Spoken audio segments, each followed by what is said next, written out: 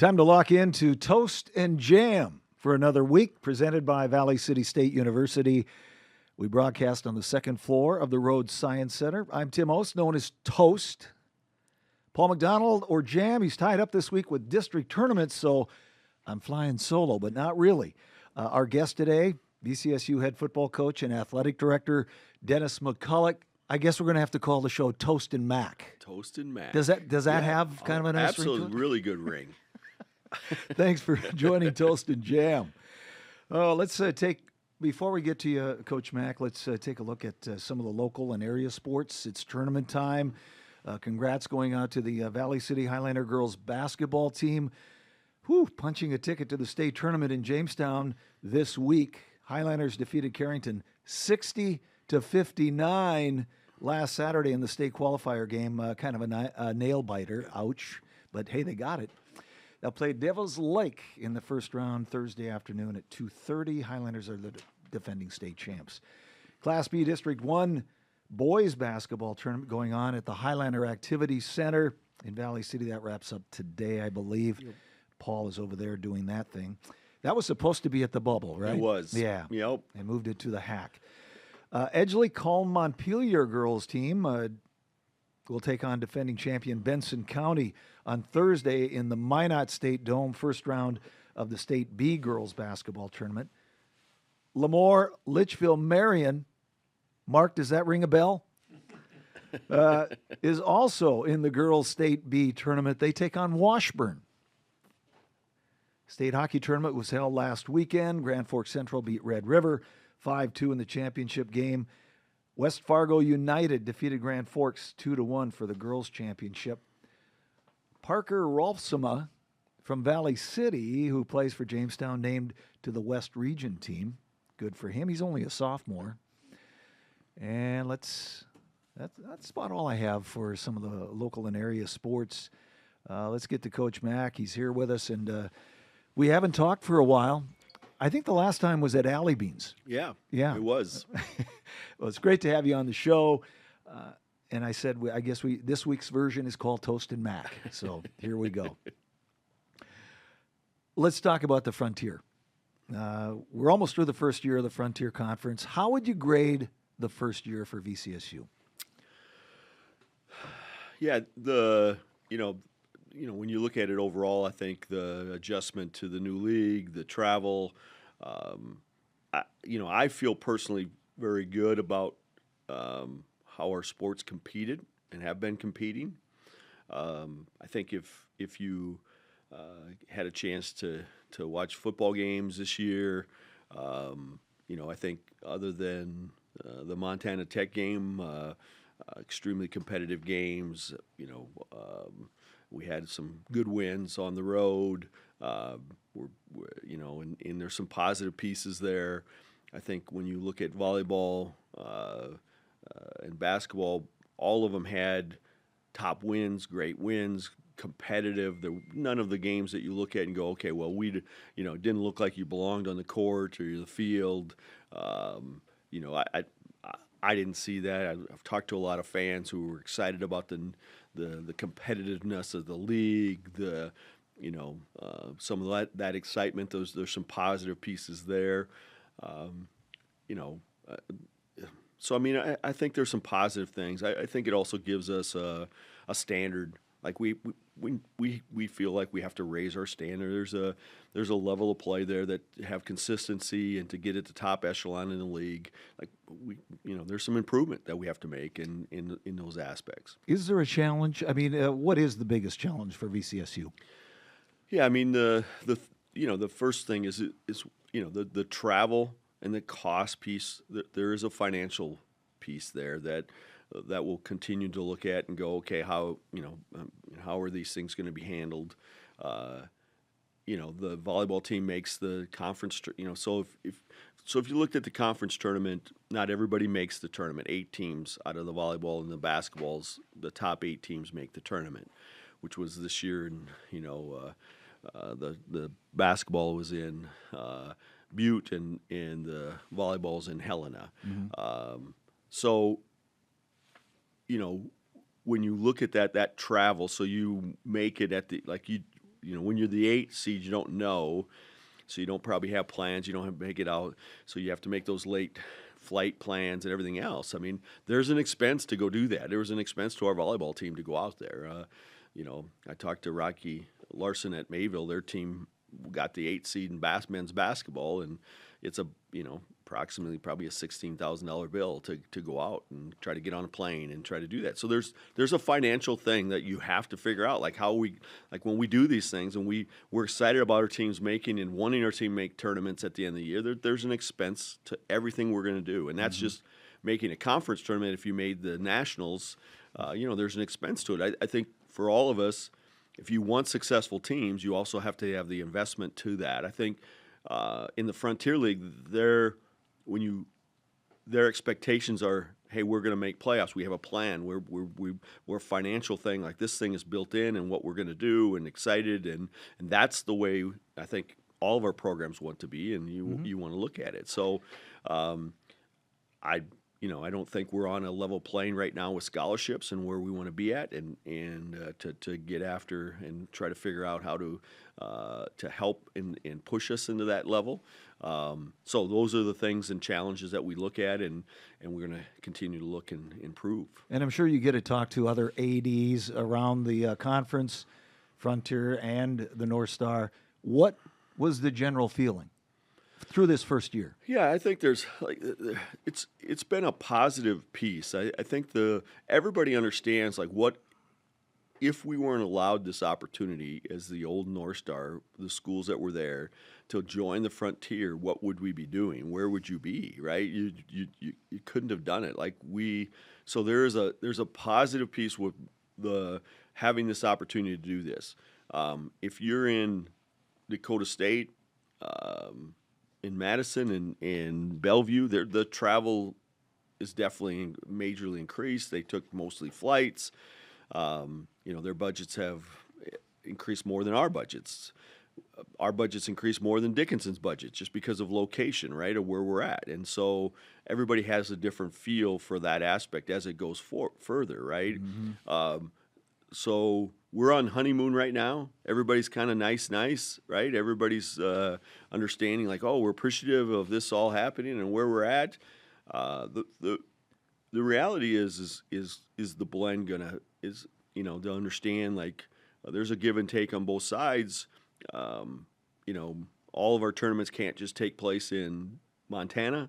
That there's a part of that needs to be shared as we start going forward, and I think that's as we continue to go and grow, those are the things that I think our league will go through, and like I said, I think there's lots of positive pieces now, but we have to be aware of there are challenges for lots of different programs and how we look at it. So you talked about increasing budgets, and how do you increase that budget for travel? Yeah, so I mean, our university made a commitment last year to increase budgets and to go through that, and now we're really, reality is like, okay, now we're going through it right now. This is what it's actually going to feel like. Like, we estimated some budgets and sent those in, and then they came back and felt like this is what we can do.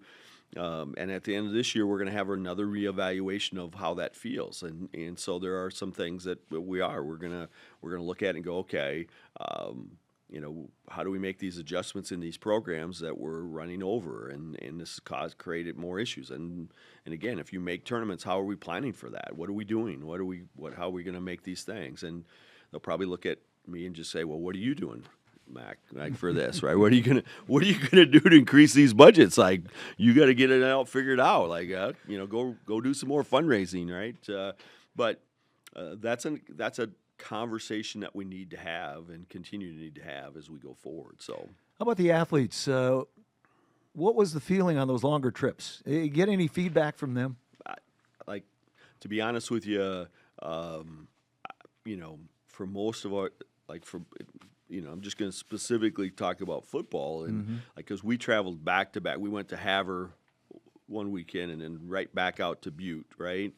But most of our guys enjoyed the experience, enjoyed the opportunity, and it's part of it is like us as coaches and what's allowed to, in the sense of your making the decisions on how you're going to travel and how you're going to do things, and try to create a positive experience when you go on the road. And that part is, again, timing of when you're going to travel, how that's going to feel.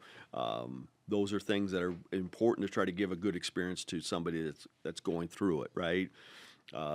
So I think those are, my first initial reaction when I listen to our student athletes is that it wasn't a negative. Yes, there were some, there is a long bus ride, and most of it's coming back because when you're done with the game, you're going to drive it straight back. But again, depending on how those games are placed and what else you have the following week and how those things will, it gives you a little bit of, because we play Butte and we drive all the way back, but we also are done playing at that point in time. We didn't have another game. How would that felt if you did that in mid-season, those same things, and then you have another game or another, piece as you go forward. But I think our initial reaction from our athletes is a positive. They embrace the new environments and the things that that you're experiencing. So you didn't hear, "Are we almost there?" You probably from the coaches, you hear that a lot. So it's just a change. It's when you're used to shorter trips and where you're going. When you talk to the Montana schools, like they're part of their norm. They've been doing it forever. Like they don't think of it as a negative. It's just a part of this is what we do, right? And you have to embrace it. And so, as we recruit new student athletes, that they have to understand it and embrace what we're going through. And if you don't get excited about that, then this is not the spot for you, right? Come and play, and that's their choice in that aspect. You can, like I said, you can see it you can use it as a negative if you want, or you can see the positive pieces of the opportunities and experiences that we gain and go through to do it. So that's everybody that we're recruiting and bringing into our program has to understand it and ultimately be excited about it. If we're going to be successful, they have to embrace what we're doing and how it's going. Definitely a different level of competition, and if they understand that, hey, that's the way it is, And let's stay on let's stay on football. Let's talk about that new Tharaldson sports facility. Can you give us a little update there? Yeah. So right now, the roof went on, so the everything is going to go on pause for right now until it thaws. There's some compaction testing that they have to do, and that didn't get done before the freeze hit, and so they did some work for the foundation piece and had to put some they had to do it to be able to do it before the freeze, so they put it in, but it didn't maybe meet the standards of where the testing piece didn't meet the standards of where the city, our expectations are at, so we have to wait for the thaw and then get it retested. And that's my, a simplistic version of the technical. They don't really involve me in any big time decisions. They kind of meet on their own. Then they kind of share that outwardly to me as a little bit of don't give him too much information because he's dangerous. So that's a very simplistic. But there'll be a pause when it starts to thaw. They do that, and then they'll get rolling, getting the walls up and the rest of the pieces put in. So they're still doing work. The wedge piece, the connective piece between the bubble and the new indoor facility is being worked on, and they'll continue that piece will be continued to be worked on. They'll start doing work within our Osmond Fieldhouse, the gym itself. So they'll do that, and they'll start. We have to have a fire suppression now put in, so a sprinkler system will be added into all of the bubble. Okay. Our offices and the gym.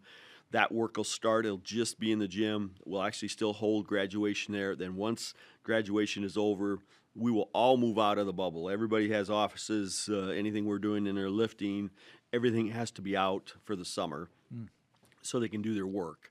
So there'll be a little bit of a,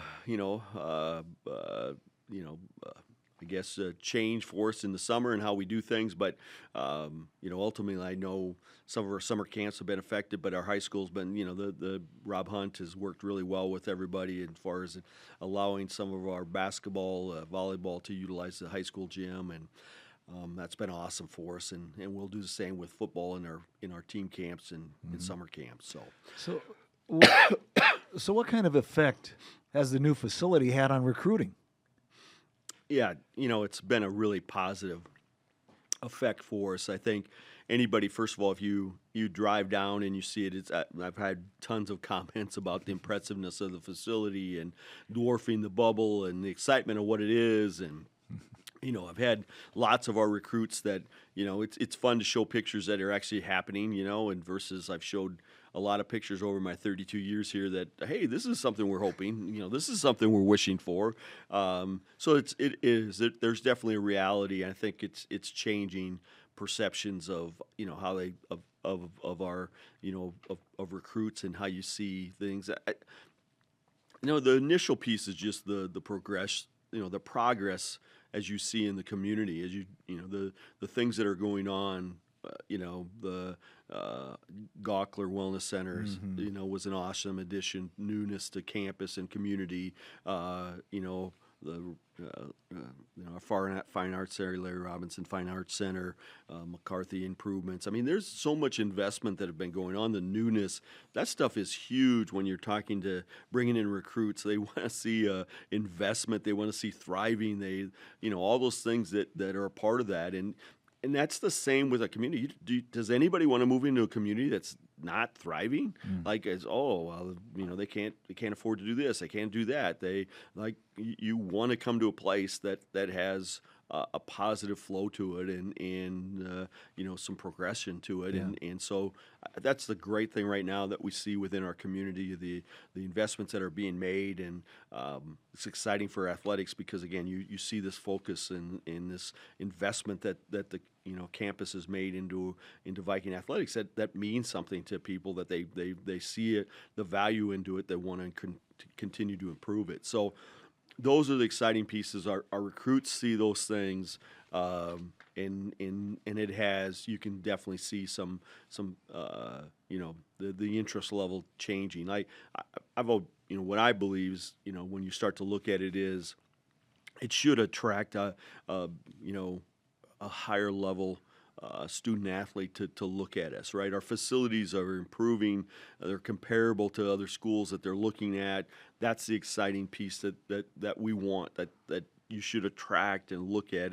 Hey, like that student athlete that may not have came out and looked at us before would have more interest. And I think those things, we're in the initial phases of it all happening, but that's our hopes, and those are the things I expect to see. How about an update on the floor in the bubble? Yeah, so basically, as we finished the year up, at some point in time, we made the decision that we were not able to play basketball, to utilize it, and so we moved our final games to Concordia. We had we had a region.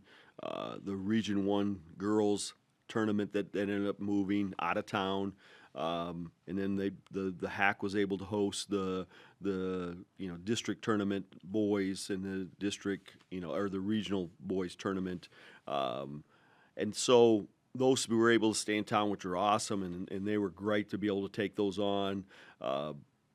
But at the time of that decision basically being made, I think if anybody walked in the bubble now and looked at the floor, you would go, okay, I don't really see a ton of issues. It's not like this huge warped boards that you're going to see. It's there's deviations in the floor. You can see that there's a change in the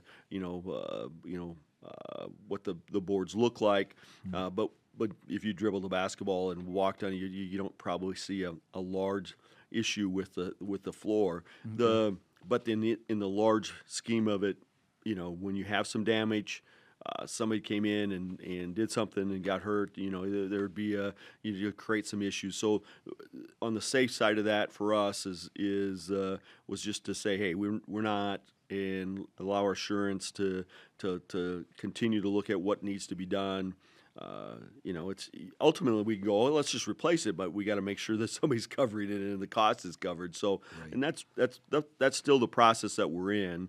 But as we go forward, our expectation is to replace the current flooring that had some water damage on it, which really is about a quarter from the free throw line to baseline to sideline is basically the flooring that was impacted that would be looked to be replaced.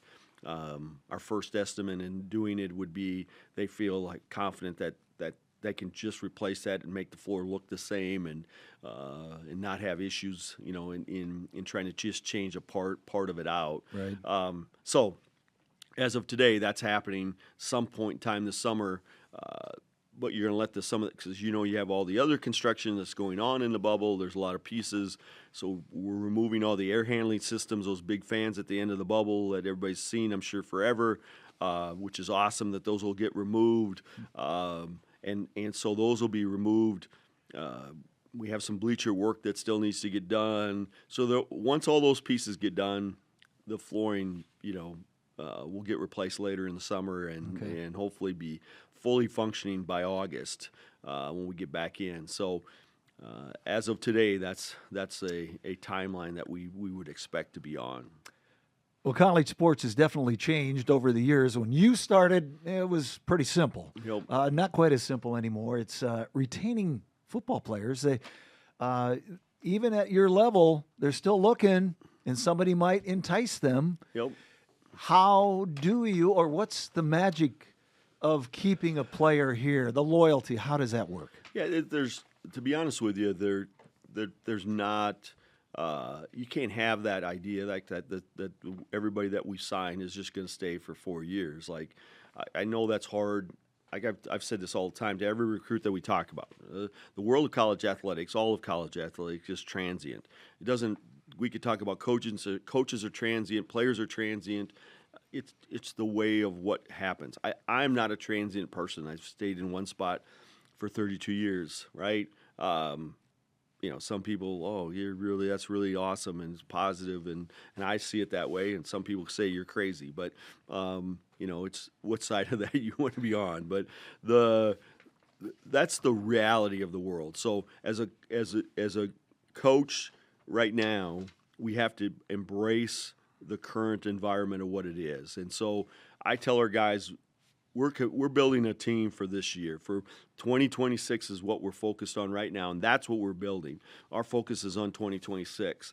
I'm not asking anybody to commit more than be here, be all in and be here for 1 year. Like, Right. Commit to the year, right? And when you make that commitment, be here. Now, that's still challenging. We had, a player last in June that was taken from us. That was called by another university, and they came out and talked to him and made him an offer when he had been committed to be here, right? And wanted to, was planning to be back, and that's, it's very frustrating, right? But we have there's nothing that holds that player back from at any point in time leaving and saying you want to go somewhere else, and so.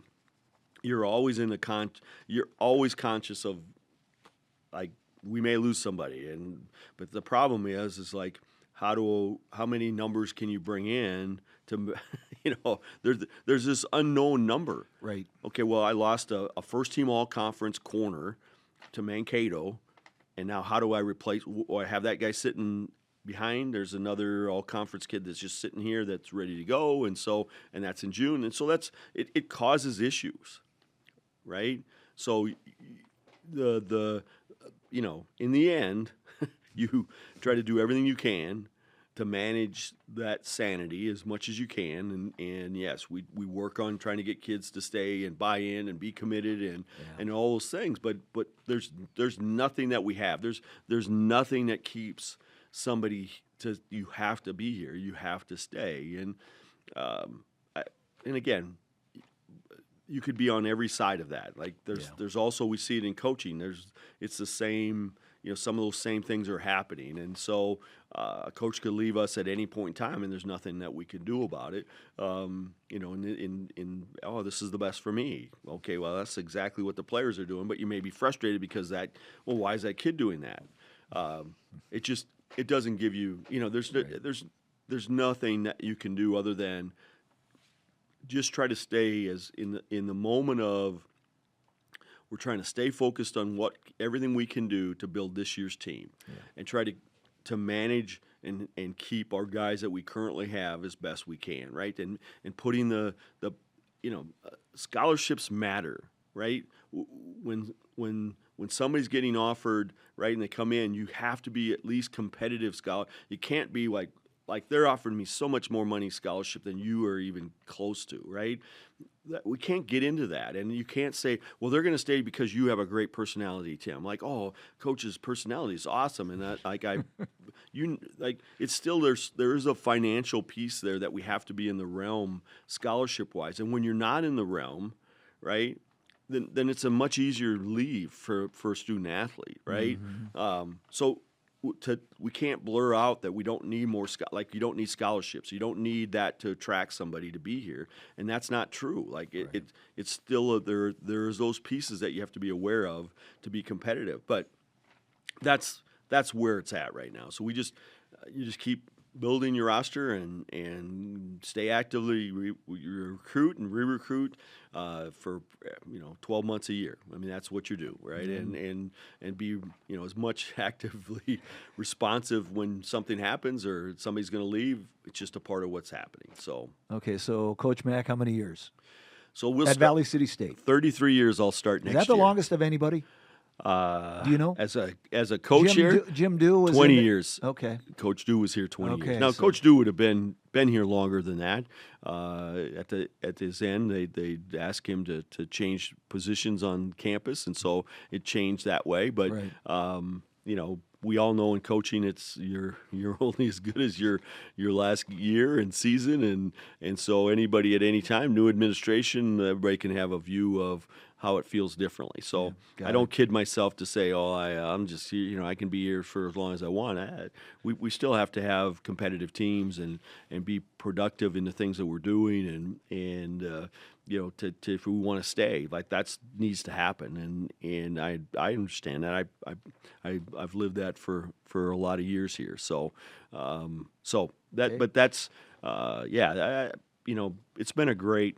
The unique part, we celebrated this last weekend with our oarsman group. Our Dave Roush, Greg Horner, myself have all been now together for 33 years, wow. And that is probably as unique as one coach staying someplace for a long time. I would right? have to say when you have a staff that stays together and a group of guys that have been here for the extended period of time, and I said in the when we talk about it, I think we don't understand sometimes the uniqueness of that piece of it, and all the things that have to go in. Like Coach Horner has to give up some ego to do that. Like most guys that I want to get bigger. I want to go somewhere else. I want to, whatever it may be, right?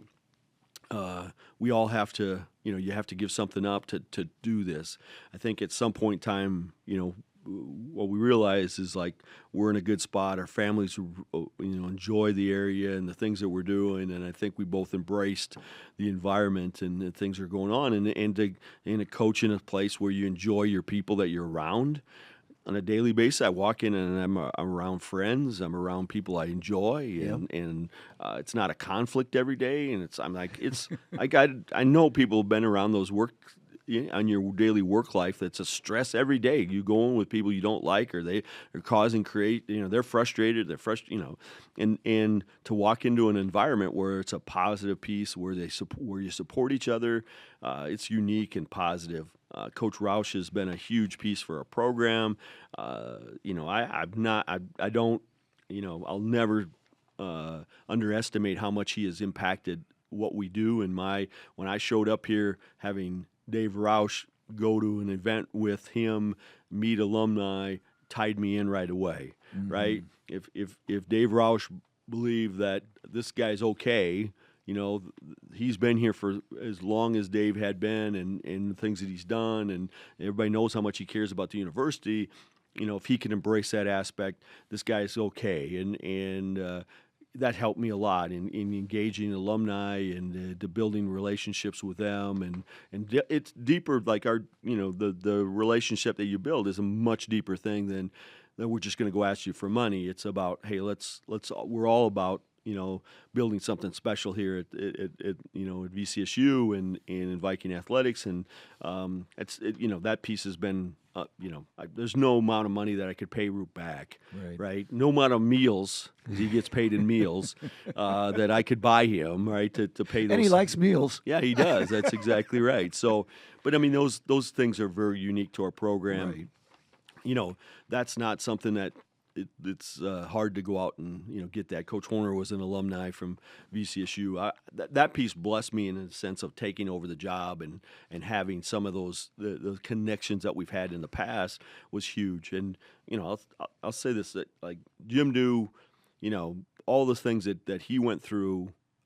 Could have easily just said, "Hey, I don't care about I was mistreated in how I ended my career, right?" And not embrace the new people that come in, but he didn't, right? He stepped right back and said he did whatever he could to embrace the environment and support us and be a part of our program and in a large way, and all those things helped a lot in helping secure and a really stable environment right now with Viking football. So been a great spokesperson for VCSU. Absolutely. He could have gone the other direction. Absolutely. Yeah.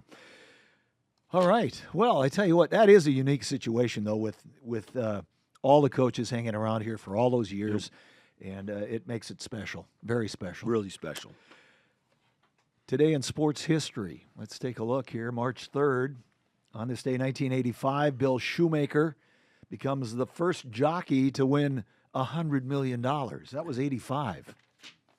Man, what's that worth today, right? On this day, 1992, some hockey people will know this name, Mike Bossy. Number 22, his second jersey number to be retired by the New York Islanders. And on this day, 2024, Iowa's Caitlin Clark becomes the NCAA Division I all-time career scoring leader, surpassing Pete Maravich. Pistol Pete. Some birthdays today.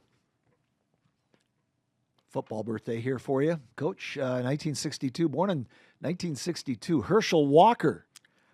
Oh, that Viking trade. Remember that one? Yep. College Football Hall of Fame running back with the Cowboys and the Vikings. Jackie Joyner Kersey is 64 today. American athlete, Olympic gold in many events.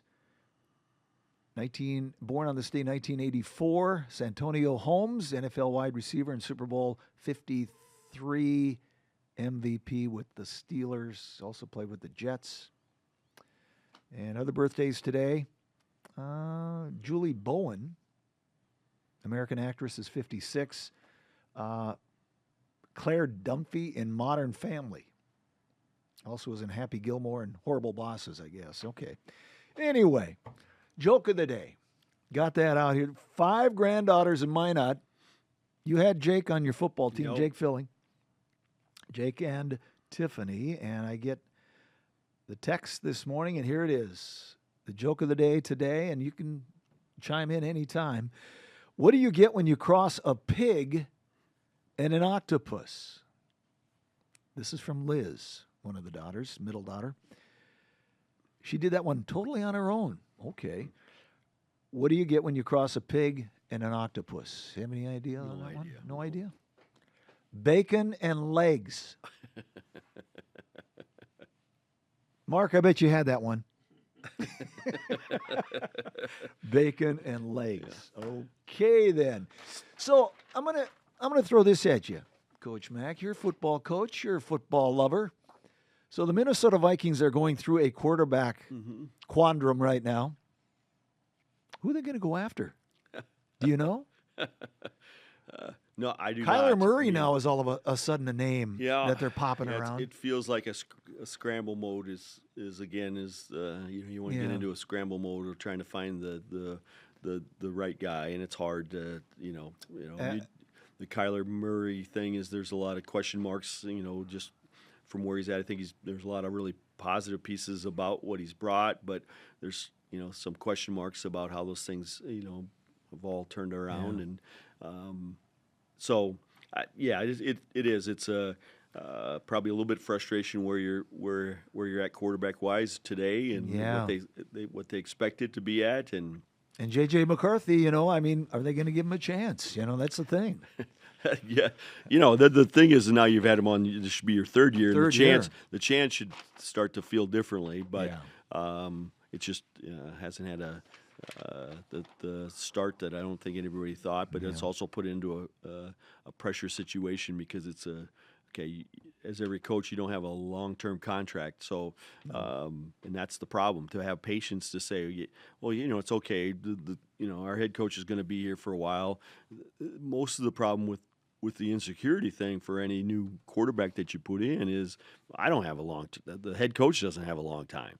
So, right.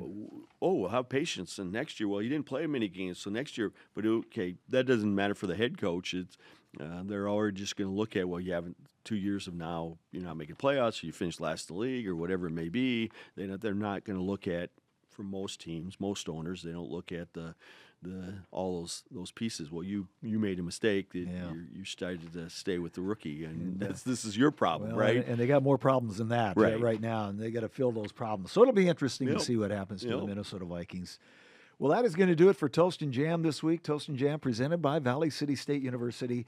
Want to thank our guest, VCSU coach and AD, Dennis McCulloch. Thank you for joining us again. Thank you. Yeah. Appreciate it. Want to thank Mark Potts, helping out in the production. Always does a great job. We hope you... Oh, by the way, we hope to get Paul McDonald back next week. I think... Are we free of a tournament in Valley City next week? He's back at tournament time next week. Is, he's got one more week. The Region 1 boys is back in town. Okay. So. Well, and you can log on to, of course, Toast and Jam, Apple, Spotify, VCSU, YouTube, and also just go to toastandjam.com, and you got it. There it is. Coach Awesome. Mack, thank you. Thank you. Toast and Jam saying bye-bye for now. Have a great week.